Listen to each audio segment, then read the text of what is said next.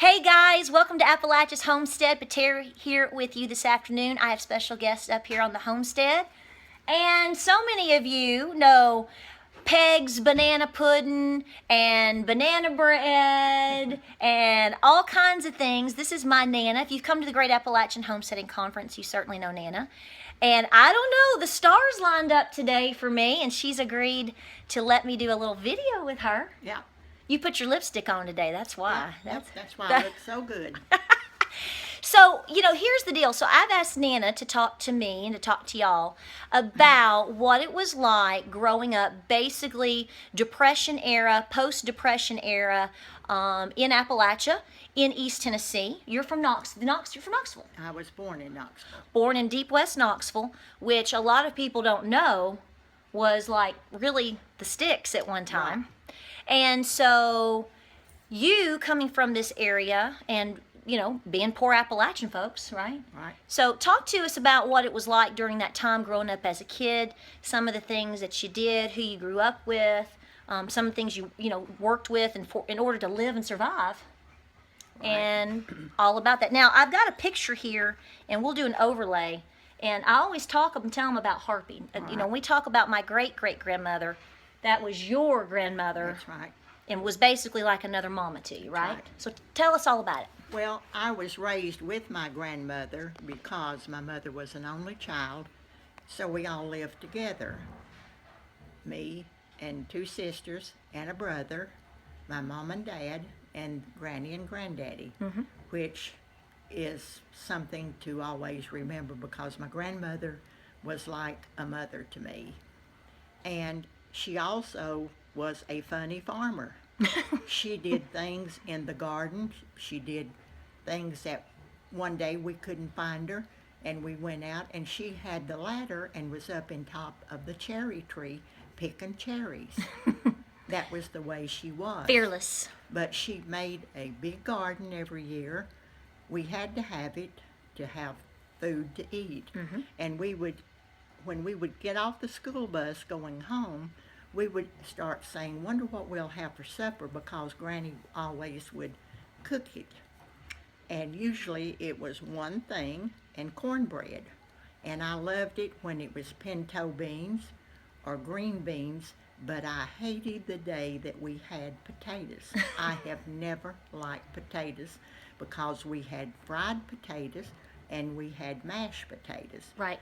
Not because that's what Granny thought we liked, that's what she had to cook. Right. And she had to feed all the family. We all were raised to work in the garden. We killed hogs.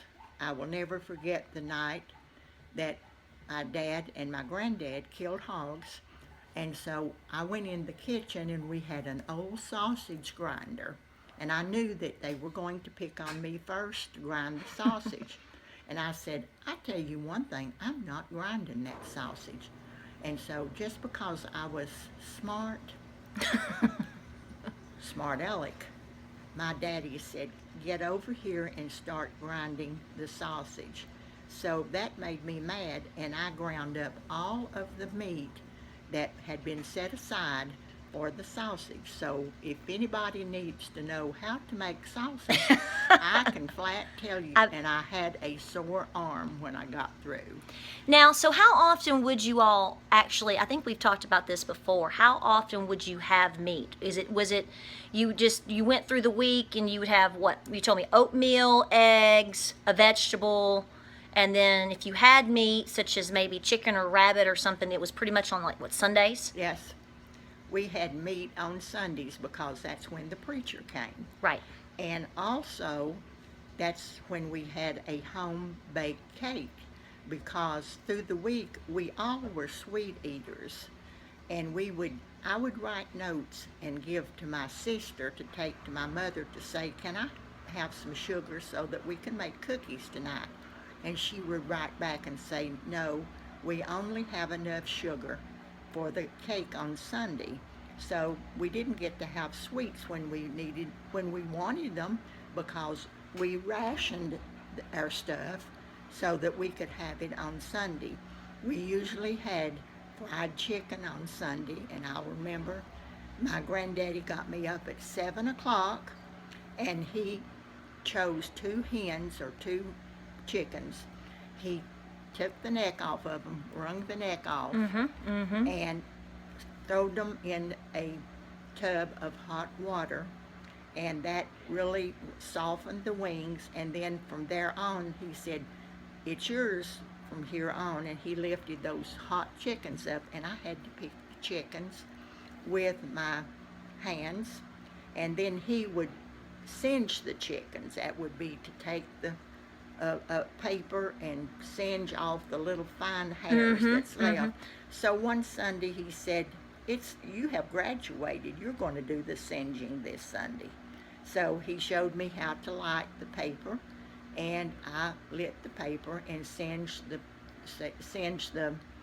chickens. So I became a full-fledged chicken singer when I was really a little girl.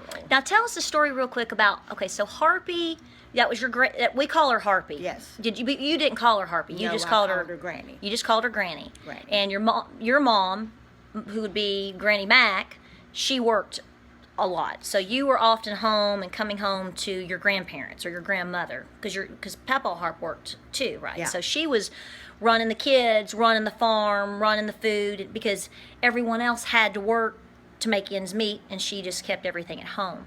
So what was the story about?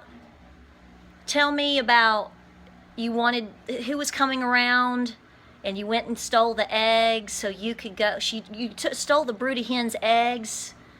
Oh, we had a rolling store. The rolling store. That's right. It was a rolling store, and we called him Buffalo. I don't know why we called him that too, but he paid my grandmother 5 cents an egg.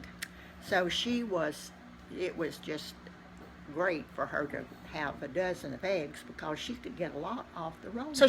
So basically, would she get money, or was it more like a barter? She would buy stuff, Right. She'd trade the eggs. Right. So we asked her one day, could we have an egg, because we could buy a cold drink for the 5 cents that we would get out of the egg. And she said, "I don't have any eggs today to give you."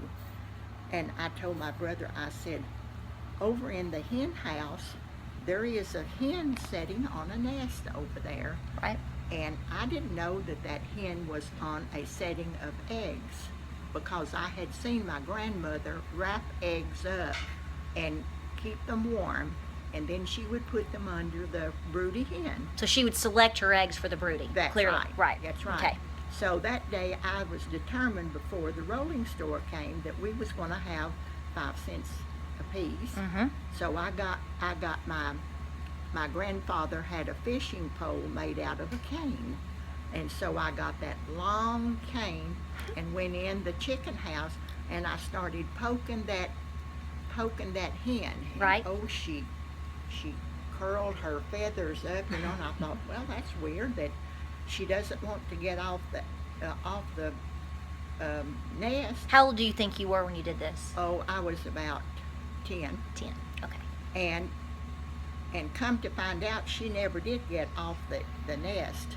And I went and told my grandmother, I said, well, I was going to get some eggs to sell, but that hen wouldn't get off the nest. She said, "Oh, you've broken my nesting."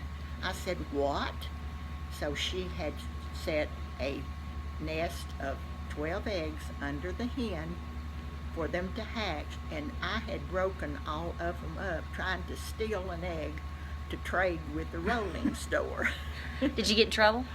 No, I didn't.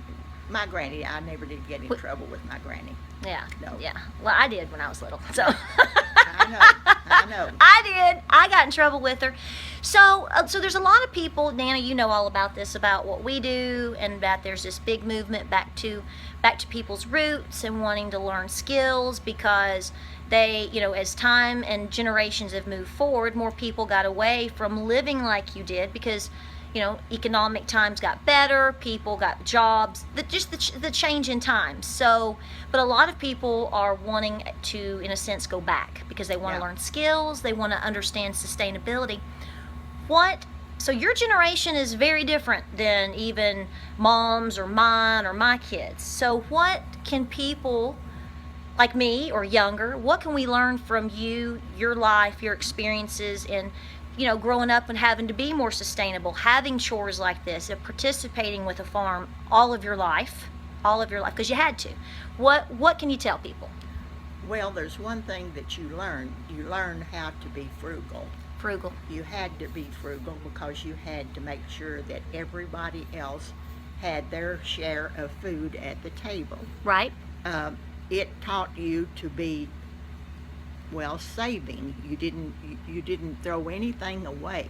If you had something left over, you took it the next day and made something different out of it, because we just didn't have the money to buy the food.